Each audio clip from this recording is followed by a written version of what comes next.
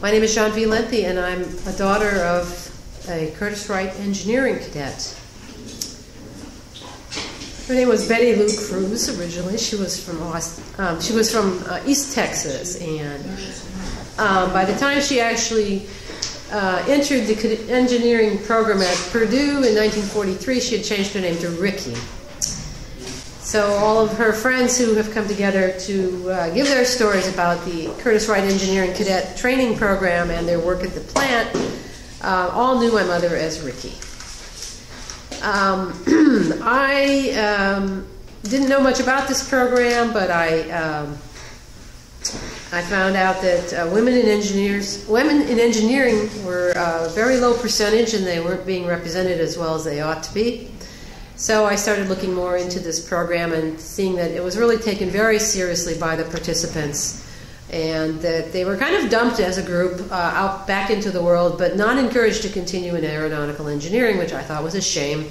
And it was also a shame that the history of the program was sort of wiped off the slate, and that people ought to know about this program.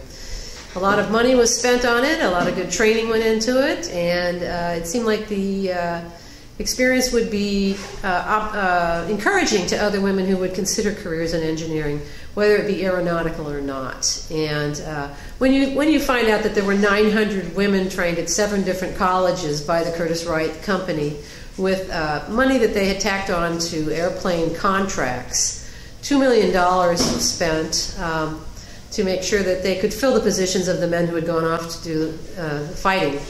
The planes wouldn't have been built, or at least not built as securely, without their participation. I felt that that was a piece of history that really needed to be filled back in.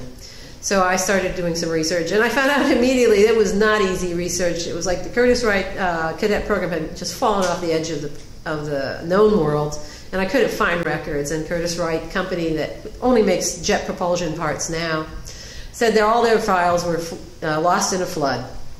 Well, this isn't exactly true, and I'm still working my way towards finding the actual records. I have some leads on them, but what I have been able to find by the research into aviation museums, the National Archives, and various colleges that participated in this program has given me quite a bit of information about the program.